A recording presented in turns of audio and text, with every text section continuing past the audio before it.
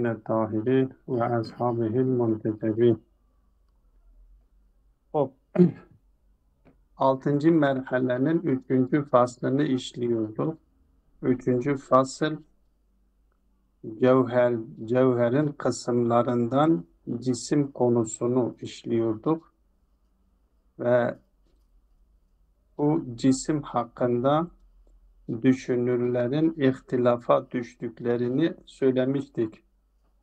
Dün bu sayfayı açıklarken yani bu düşünürlerin farklı görüşlerini açıklarken Allame Tabatabai ilken şunu diyor ki cisim dışarıda her halükarda bizim gördüğümüz bu cisim gözlerimiz onu tek parça şeklinde görüyor. O taraftan ses geliyor. Tamam bir dakika. Hemen kapatıyorum. Bir zahmet onu kapatın çünkü Tamam. rahatsız Tamam. ediyor. Tamam. Hop. Bizim gözümüz cismi tek parça şeklinde görüyor. Ancak buradaki temel soru şudur. Bu tek parça şeklinde gözlerimiz tarafından ya duyu organlarımız tarafından idrak edilen cisim gerçeklikte de bu tek parça mıdır? Yoksa bir yığın parçalardan meydana gelmiş midir? Ki genel olarak iki görüş burada işaret ediliyor. Bir kısım cisim tek parça olduğunu yani duyu organlarımız tarafından idrak edildiği şekilde tek parçadır. Dışarıda da tek parçadır. Ancak bu tek parça şeklindeki olan cisim e, taksim edilmeye, parçalanmaya, bölünmeye kabildir. Bölünme kabiliyetini taşıyor. Bir görüş bunu savunuyor. Bir görüş de diyor yok. Dışarıdaki cisim parçalardan oluşmuş. Yani gözlerimizin gördüğü şekilde, duyu organlarımızın idrak ettiği şekilde tek bir parça değildir. Belki parçalardan oluştuğunu savunuyor. Birinci görüşü savunanlar kendi aralarında ikiye ayrılmış. Bu tek parça şeklinde olup da ve parçalanmaya, bölünmeye kabil olan bu cisim parçalanılırken, bölünmeye çalışılırken bu sonsuza dek mi parçalanılıyor? Yoksa belli bir noktaya kadar parçalanılıyor, artık bir noktaya varıyor, ne aklen ne vehmen, hiç zihnen artık daha parçalanmıyor. Burada iki görüş söz konusu olduğunu söylüyor. Bir görüşe göre bu cisim her ne kadar tek tek parça basit şeklinde ise de ama aklen ve zihnen bu sonsuza dek parçalanılıyor, bölünebiliniyor. Bu görüş felsefecilere nispetlendirilmiştir. Bir görüş de diyor ki bu parçalanması bir noktada duruyor. Her ne kadar cisim tek parçadan oluşmuş ise de ama bu taksim edilme kabiliyetini, bölünme kabiliyetini taşıyor ve biz onu dışarıda aletlerle taksim ediyoruz. Bir noktaya geliyor. Artık aletler onu parçalayacak durumda değildir. Ama aklen bir şekilde aklen ve vehmen bir şekilde taksim ediyoruz, bölüyoruz. Bir noktaya geliyor ve artık aklen de daha parçalanılmıyor. Bu görüş de şeye nispetlendiriliyor. Şehristaniye nispetlendiriliyor. Ve bu görüşü de ala ve alel evveli fehelil aksamul leti lehu bil kuvveti mutenahiyetun ev gayru mütenahiyetin cümlesiyle bu iki görüşü açıklıyor, işaret ediyor daha doğrusu. Ve bugün biz bu iki görüşü açıklamaya çalışacağız. İkinci görüş ki cismi parçalardan oluştuğunu kabul ediyor. Yani diyor ki bizim duyu organlarımızla tek parça şeklinde kabul ettiğimiz cisim aslında hakikatte, gerçeklikte tek parça değildir. Farklı parçalardan oluşmuştur. Bu görüşü savunanlar da kendi aralarında 3 gruba ayrılmışlardır. Bu gruplardan bir tanesi diyor ki dışarıda parçalardan bilfiil parçalardan şekillenmiş olan bu cisim dışarıda şeyi kabul ediyor mu etmiyor mu? Parçalanmayı kabul ediyor mu etmiyor mu? Diyor ki kabul etmiyor. Dışarıda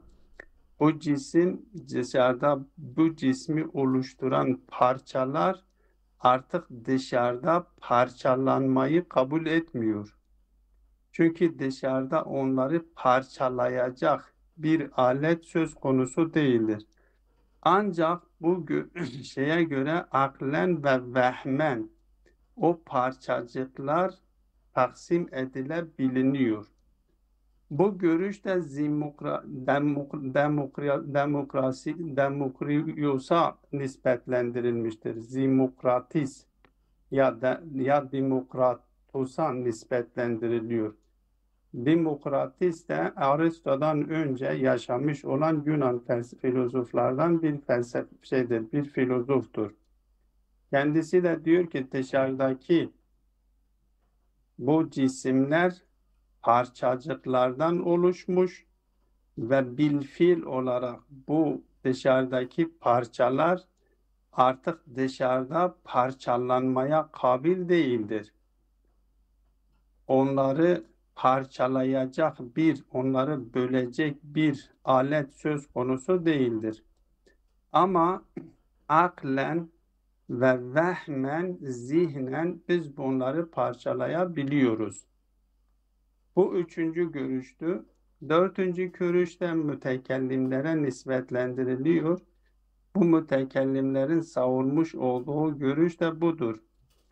Bu cisim dışarıda parçalardan oluşmuş, bilfiil olarak zerreciklerden, bir yığın zerreciklerden oluşmuş ve bu dışarıdaki parçalar ne aklen, ne zihnen, ne vehmen, ne de dışarıda artık parçalanabilecek durumda değildir. Demokritos diyor ki o ne kadar şey olursa aklen biz o parçalar çünkü hacim sahibidir. Ne kadar küçük olursa olsun hacim sahibi olduğu için yani boyutlu oldukları için parçalanılabiliyor. Ama mütekellimler diyor yok. Dışarıda parçalanılmadığı gibi onları parçalayacak bir alet olmadığı gibi zihnimizde, vehimde ve akılda da onları parçalayamıyoruz.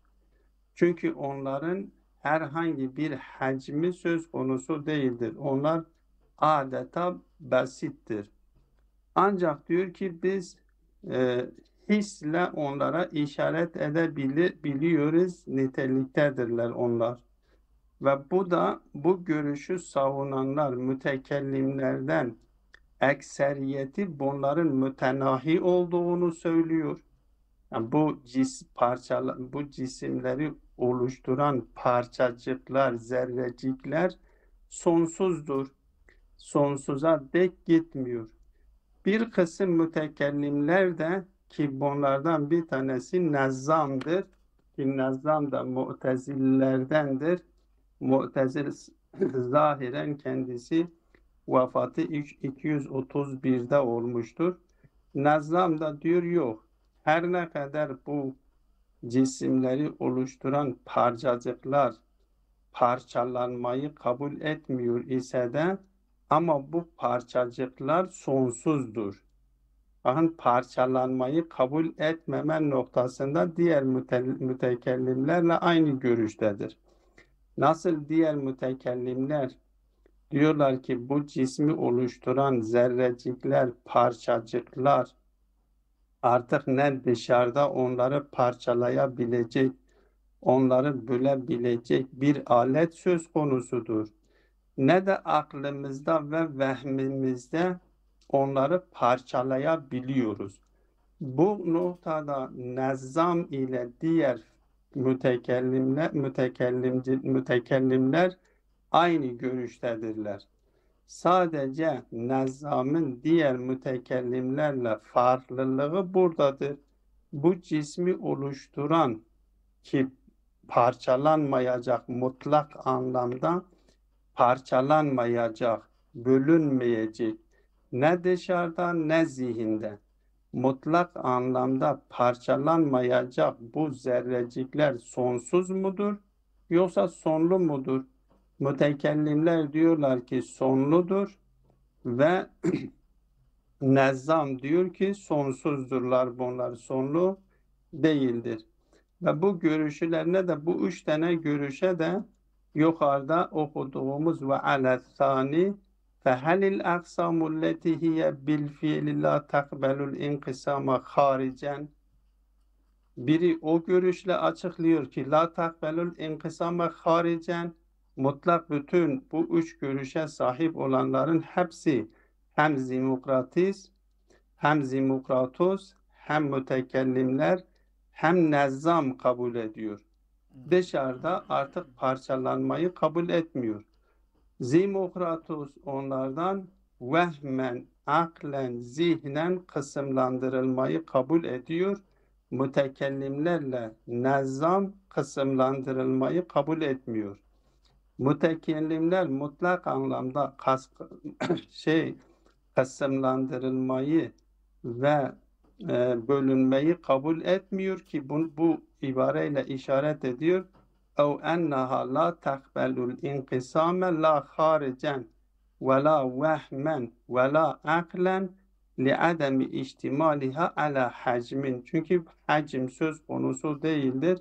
Ne aklen, ne vehmen, ne haricen. Bunlar İnkisamı kabul etmiyor. İnnemâ takbelul işaretel hissiyete. Sadece bunlar hissi olan bir işareyi kabul ediyor.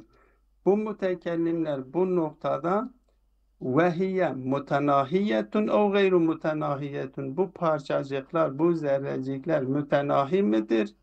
Yoksa yani parçalanmayacak bu zerrecikler mutlak anlamda parçalanmayacak bu zerrecikler mütenahiyetun ev gayru mütenahiyetin mütenahi midir? Yok sonlu mudur yoksa sonsuz mudur? Nezzam diyor sonsuzdur ve mütekellimler ise sonludur diyor. Bunu dün açıklamıştık. Bugün de zaten bu 5 tane görüş şimdi işaret ettiğimiz 5 tane görüş ki kendisi de netice alıyor. Fel akvalu hamsetun. Sonuç itibariyle cisim hakkındaki görüşler 5 görüştür. Neticesini alıyor ve burada sırasıyla ilkin Şehristani'nin görüşünü ve sonra mütekellimlerin hükemanın, felsefecilerin görüşünü açıklıyor ve üçüncü, dördüncü, beşincide de Zimokratus ile mütekellim ve nezamın görüşlerine işaret ediyor. Şimdi ibareyi burada tatbik edelim çünkü ibareden anlattığım şekilde bu şekilde kendisi de açıklıyor. Diyor ki fel akvalu hamsetu. Öyleyse sonuç itibariyle cisim hakkında ki görüşler toplam olarak 5 tanedir. Elbette diğer yerlerde bunu uzun kitaplarda, uzun yazılmış olan felsefi kitaplarda bunu 20'ye çıkarmışlardır. Yani cisim hakkındaki görüşlerin tamamını 20'ye kadar çıkarmışlardır. Ama Allame burada sadece o önemli olanlarına işaret ediyor ki 5 tanedir. El-evvelu ennel cisme muttasilun vahidun bihasebil hakika. Şimdi gözümüz cismin tek parçadan oluştuğunu, dışarıdaki cismani alemin, yani her bir cismi tek parçadan oluştuğunu görüyor. Bizim dışarıdaki cisimlere baktığımız zaman gözlerimizle bir cismi gördüğümüzde o cismin tek bir parçadan oluştuğunu biz görüyoruz. Mesela bir bedeni dikkate alın. Bir masayı, demirden yapılmış olan bir masayı yahut da bir demiri dikkate alın.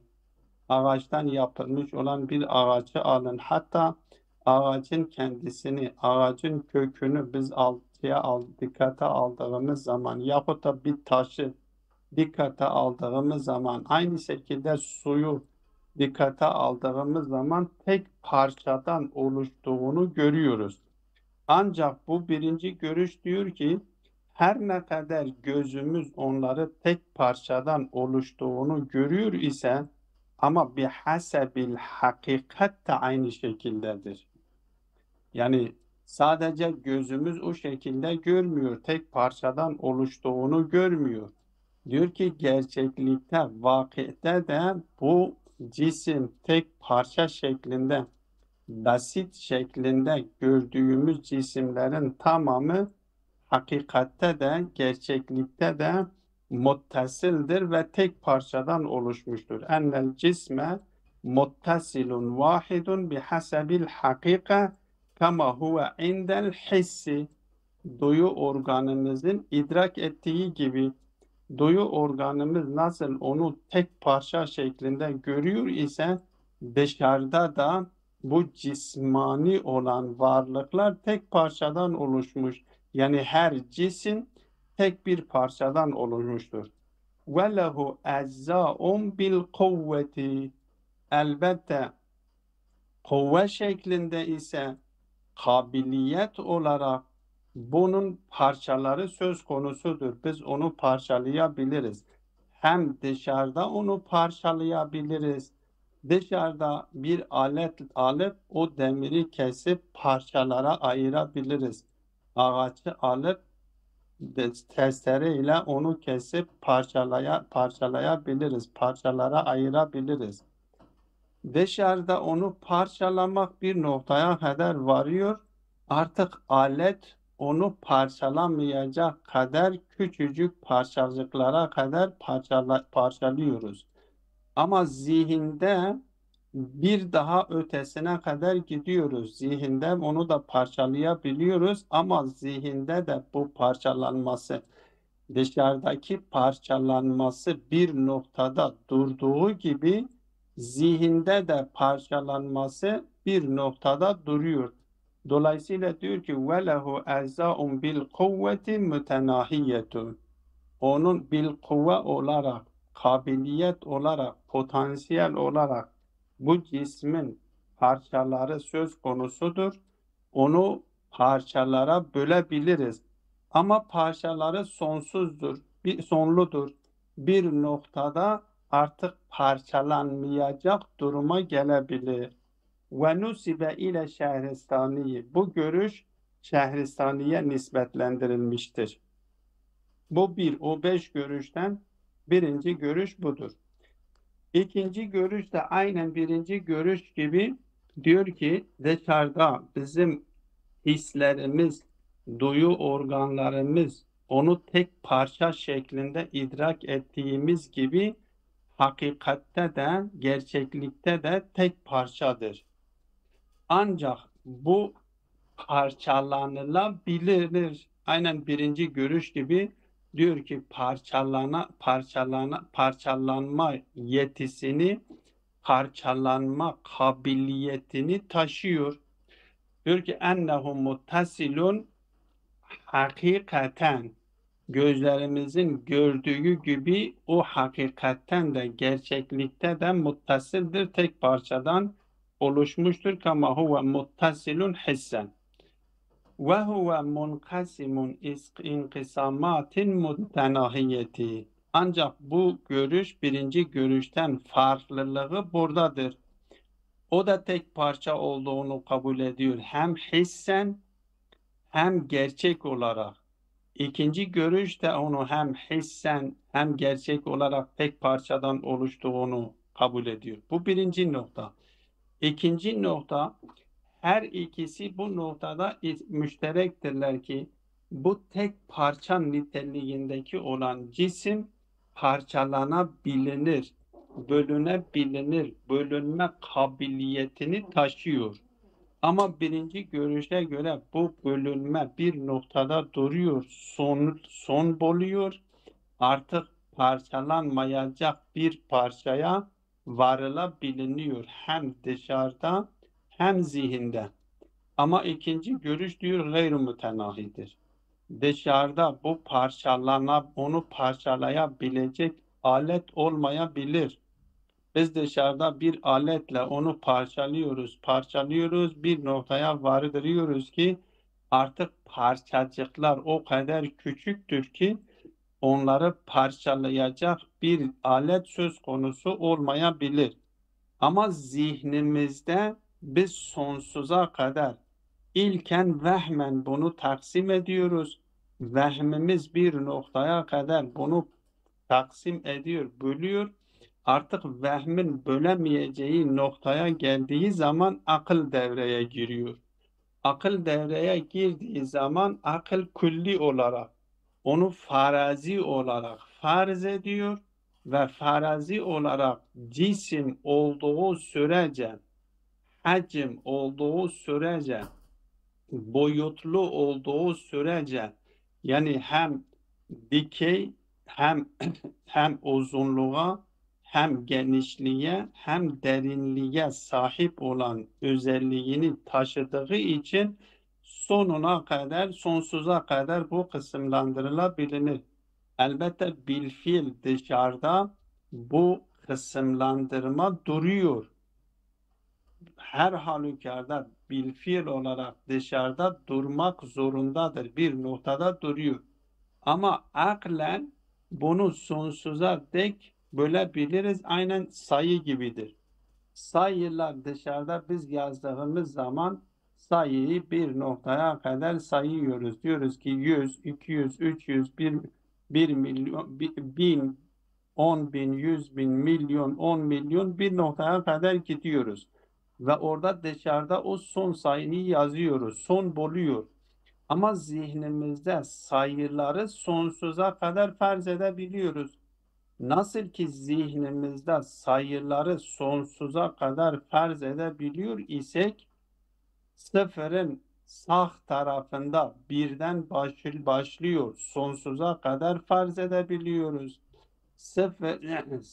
Sıfırın sol kısmında da eksik olarak yine bir başlıyor, sonsuza kadar bunu farz edebiliyoruz.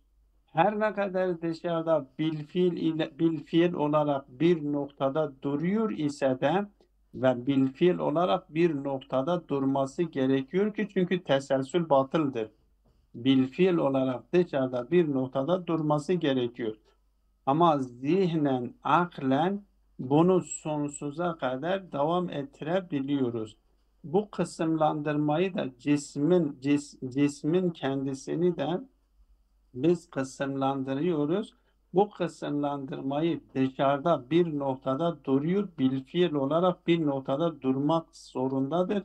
Çünkü teselsül batıldır. Ama zihnimizde, aklımızda bunu farazi olarak sonsuza kadar dek götürebiliyoruz. Onun için burada diyor ki وَهُوَ مُنْقَسِمٌ اِنْقِسَامَاتٍ غَيْرِ مُتَنَاهِيَةٍ. Öyle bir şekilde bu kısımlandırılıyor ki bu kısımlandırılması da sonsuza dektir. Bir mana la yakif. Yani bir noktada duracak değildir. Ennehu, bu cisim yakbelul inkisamel hariciye bi kat'in o bi ihtilafi aradeyni ve nahvihi. Diyor dışarıda bunun kısımlandırması ya kesici bir aletle bu şey yapılıyor, parçalanılıyor, bölünüyor. Bir kat'in yani keserek bir kesici aletle onu keserek ev bi ihtilafi aradayni ve nahvi veyahut da iki tane arazi onun üzerine arız ederek mesela bir cismi düşününüz hacim sahibidir çünkü boyutludur. Bir tarafını kırmızı yapıyorsunuz, bir tarafını siyah yapıyorsunuz. Beyazlıkla siyahlık arazdır. Bu arazlerle bir kısmını beyazlıyorsunuz, bir kısmını beyaz ediyorsunuz o cismin, bir kısmını da siyah. Ya şu şekilde kısımlandırıyoruz veyahut da ortasında bir çizgi çekerek bir nahvihi mesela bir çizgi çekerek ortasında bir çizgi çekerek onu kısım ikiye bölebiliriz. Yani biz dışarıda bir cismi dikkate aldığımız zaman ya bir kesici aletle onu keserek onu bölüyoruz küçücük parçalara kadar bölüyoruz artık alet onu bölemiyor. Veyahut da küçücük parçalara bölüyoruz bir tarafını bir renkle bir tarafını başka bir renkle bir noktaya varıyoruz artık onu renk yapacak şekilde taraflarını birbirinden ayırt edecek şekilde iki renkle renklendirmemiz mümkün olmayabilir. Bir noktaya kadar bunu gidiyor. Hatta izâ lem tu'melil âlâtul kattâ'atu fi taksimihi li sigarihi. Ta onu kesiyoruz bir noktaya kadar gidiyoruz. Artık o kesici olan alet onu kesemeyecek duruma kadar küçük bir duruma kadar gidiyoruz. Hocam Ondan o ev efendim bi ihtilafi aradayının makas olabilir mi? yok makas burada aradayım iki tane araz siyah beyaz mesela. Siyah beyaz burada bir kesme olmuyor ki yani bir bölünme var mı bölünme? İnkısam. Bölünme yani kısmı o beyazın kapsadığı alanla siyahın kapsadığı alan birbirinden farklıdır. Bu da kısımlandırmadır da. Hmm, tamam. Mesela siz masayı üzerine masaya kağıt bir parça kağıdı alın bir kısmını beyaz ediyorsunuz bir kısmını o beyaz edilen yer kırmızı edilen yerden farklıdır ayrıdır da. Tamam. İkiye ayırmışsınız yani. Parçalanmamışsınız ama o arazlerle onu ikiye ayırmışsınız. Ya ortasından bir hat çekiyorsunuz. Mesela biz şimdi yerin üzerinde biz ne yapıyoruz? Bir çizgi çekiyoruz. Sınır çekiyoruz. Diyoruz ki bu taraftan bu taraf buna aittir. Bu taraftan bu taraf buna aittir. Bu parçalamadır da. Anlaşıldı mı? Dolayısıyla yani biz ya kesici aletle bakın diyor ya kesici aletle onu bölüyoruz. Yahut da iki tane araz ile onu bölüyoruz. Bölmek burada kesmek değildir. Birbirinden ayırtmak demektir. Hop, hop, küçücük bir parçaya varıncaya kadar bu şekilde bu iki yöntemle biz bunu parçalayabiliyoruz. Ta ki bir küçücük parçalara kadar geliyor. Artık iki tane arız ona arız olamıyor. Duruma geliyor ve artık onu kesecek bir kesici söz konusu değildir. O zaman böyle bir duruma geldiği zaman kassemehul vehmu vehm devreye giriyor ve vehm onu parçalanmaya çalışıyor, yapıyor, parçalıyor. Hatta iza acaza an tasavvurihi ta bir noktaya varıyor artık vehmde o küçücük parçaları tasavvur edemiyor duruma kadar küçücük duruma kadar geliyor. Artık vehmin de tasavvur edemeyecek kadar küçük olmuş parçacıklara vardığı zaman bu sefer nedir? Diyor ki lisigerihil balık. Artık küçüklükte son dereceye vehimde son noktaya varmış artık vehim onu tasavvur edemeyecek kadar küçülmüş. Vehim onu tasavvur edemeyecek kadar küçüldüğü zaman Vehm tarafından da artık parçalanması söz konusu değildir. O zaman akıl devreye giriyor. Hakemel aklu külliyen, akıl külli bir hüküm yapıyor. Onu farazi olarak bi ennehu kullama kussime ile eczain kanel cüz'ul hasil. Hop. Ne kadar akıl onu şey yapıyor, kısımlandırıyor ise kullama kusime ile eczain, akıl tarafından ya kullama kaseme ile eczain, akıl onu kısımlandırdığı zaman, cüzlere ayırdığı zaman kanel cüz'ül hasil, bir cüz hasıl meydana geliyor. Her halükarda ne yapıyorsa yapsın, onu ne kadar kısımlandırırsa kısımlandırsın, bir cüz meydana geliyor. O meydana gelmiş olan cüz'ü tekrar kısımlandırıyor. Yine cüz meydana geliyor. O cüzü yine kısımlandırıyor. Yine cüz meydana geliyor. Bu şekilde sonsuza kadar gidiyor. Niye? Diyor likavnihi da hacmin lehu tarafu gayru tarafin. Çünkü iki tarafı söz konusu. Eğer biz cisim diyorsak, bakın dikkat edin. Biz cismi tarif etmiştik. Cismi tarif ederken, kendisi başta tarif ederken diyor nedir? Elleti hiye el cevherul mumteddu fi cihati telat. Üç cihete açılmış olan bir cevherdir. Üç cihetten maksat nedir? Boylamadır, boy, enlemedir, en ve derinlemedir. Ya diğer tabirle uzunluk, derinlik, genişlik. Yani ister yani hiçbir cisim, eğer cisim ise, eğer hacim söz konusu ise, o hacimde bu üç boyut boylamasına, enlemesine ve derinlemesine kesinlikle ve kesinlikle olması gerekiyor. Öyleyse sürekli iki taraftır. İki taraflı olduğu için akıl onu şey yapabilir. Akıl onu kısımlandırabilir, bölebiliyor. Yakbelu el kısmete. Likevnihi za hacmin lehu tarafu gayru tarafin. Kendisi hacim sahibidir ve iki taraflıdır en azından. En azından sürekli üç taraflı olması gerekir. Yani üç boyutludur. Üç boyutlu olduğu için yakbelu el kısmete min gayri vukufin. Durmaksızın o kısmeti kabul ediyor. فَاِنَّ وُرُودَ الْقِسْمَةِ لَا يُعْدِمُ الْحَجْمَ. O kısımlandırmanın kendisinde uygulanması, ona varit olması, o kısımlandırılmanın kendisinde uygulanması ve kendisinde gerçekleşmesi la yu'dimul hacme. O hacmi yok edemiyor. Hacmi yok edemiyorsa o zaman boyutludur. Boyutlu ise kısımlandırılması da söz konusudur. Dolayısıyla bu görüşe göre cisim hem dışarıda tek parçadır.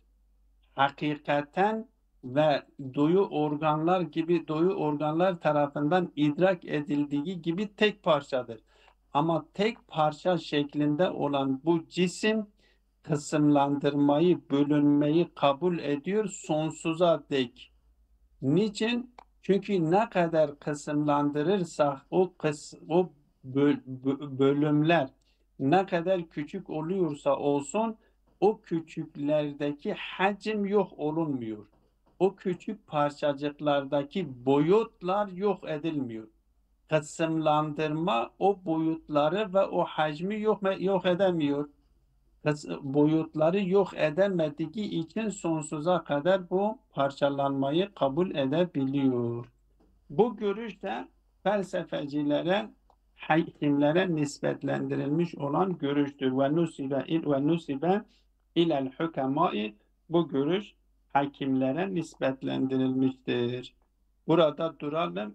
Diğer üç görüşü de inşallah yarın diğer kısmıyla beraber yarın okuyacağız. Ve sallallahu ala Muhammedin ve alihi teyyibine tahirin. Amin. Cezakumullahu hayran.